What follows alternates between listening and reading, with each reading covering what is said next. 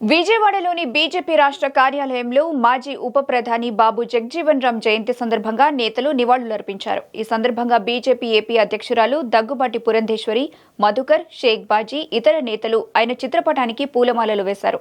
బాబు జగజీవన్ రామ్ బాల్యం నుంచి ఎన్నో పోరాటాలు చేశారని పురంధేశ్వరి తెలిపారు.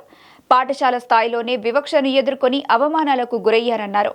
కులాల వారీగా సమాజాన్ని విభజించడం సరికాదని, బాల్యంలోనే చైతన్యాన్ని నిరూపించుకున్నారని అన్నారు.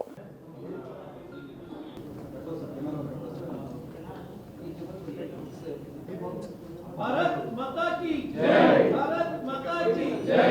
जोहार बाबू जगजीवन राम जी, जोहार, जोहार बाबू जगजीवन राम जी, जोहार। सादिस्ताम, सादिस्ताम, सादिस्ताम। जोहार बाबू जगजीवन राम जी, जोहार, जोहार बाबू जगजीवन राम जी, जोहार।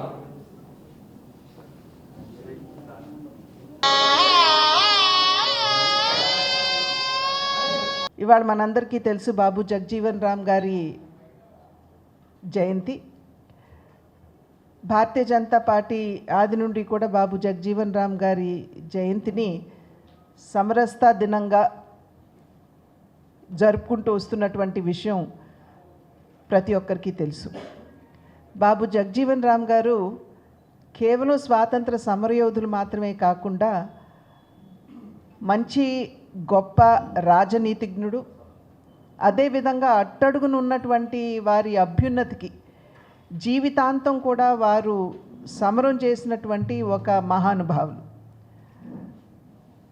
వారు బాల్యం నుండి కూడా నిమ్న కులం నుండి వచ్చినటువంటి సందర్భంలో వారు సమాజంలో ఎదుర్కొన్నటువంటి వివక్ష, వారు స్కూల్లో ఉన్నటువంటి సందర్భంలో అనేక సందర్భాల్లో మనం చదివాం. మంచినీళ్ళు తాగటానికి కూడా ఎస్సీ కులాల వారికి వేరే కుండ, అగ్రకులాల వారికి వేరే కుండ స్కూల్లో ఏర్పాటు చేసినటువంటి సందర్భంలో బాలుడుగా ఉన్నటువంటి నేపథ్యంలోనే ఈ వివక్ష తట్టుకోలేక మనం అందరం ఒకటే, మళ్ళీ కులాల వారీగా సమాజాన్ని విభజించడం సరికాదు అనేటువంటి ఒక స్పృహతోటి వారు బాల్యంలోనే ఆ కుండని పగలగొట్టి వారికి ఉన్నటువంటి చైతన్యాన్ని వారు అప్పుడే నిరూపించుకున్నారు. ఆ తర్వాత వారు కాలేజీలోకి వచ్చిన తర్వాత కూడా ఈ వివక్షకు గురి అవుతున్నటువంటి నేపథ్యంలో అప్పటి నుండి అట్టడుగున ఉన్నటువంటి వారి అభ్యున్నతికి వారు ఏదో ఒక స్థాయిలో, ప్రతి స్థాయిలో కూడా వారు పోరాటం చేస్తూనే వస్తున్నారు. దగ్గర 40 సంవత్సరాల పాటు ఒక పార్లమెంటేరియన్గా ఉండటం అంటే అది చిన్న విషయం కాదు.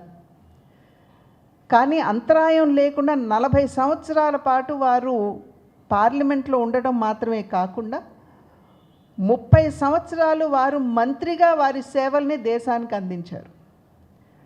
ప్రతి మంత్రిత్వ శాఖ ఎక్కడ వారు బాధ్యతని స్వీకరించినా ఆ మంత్రిత్వ శాఖకి వన్నె తెస్తూ వాటిలో చక్కటి మార్పులు తీసుకుని వస్తూ, వాటికి ఉదాహరణ తెలియజేయాలంటే మనం ఇప్పుడు చూస్తున్నటువంటి పీడిఎస్ సిస్టమ్ ఏదైతే ఉందో, ఫే ప్రైస్ షాప్స్ అని ఏదైతే అనుకుంటామో దాన్ని కూడా వారు సివిల్ సప్లైస్ మంత్రిగా ఉన్నటువంటి సందర్భంలో ప్రవేశపెట్టారు అనేటువంటి విషయం మనం ఇక్కడ గుర్తు చేసుకోవాల్సినటువంటి అవసరం చాలా ఉంది.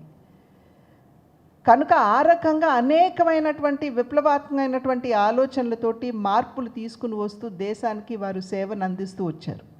1977వ సంవత్సరంలో వారు కాంగ్రెస్ నుండి రిజైన్ చేయటం, జనతా గవర్నమెంట్లో వారు బాధ్యతలు స్వీకరించడం, ఆ తర్వాత వారు పరంపదించారు. కనుక వారు దేశానికి అందించినటువంటి సేవ ఏదైతే ఉందో, నిమ్న కులాలకి వారు అందించినటువంటి సేవ ఏదైతే ఉందో దాన్ని స్ఫూర్తిగా తీసుకుని భారతీయ జనతా పార్టీ నాయకత్వంలో ఉన్నటువంటి, అధికారంలో ఉన్నటువంటి ఎన్డీఏ కూటమి కేంద్రంలో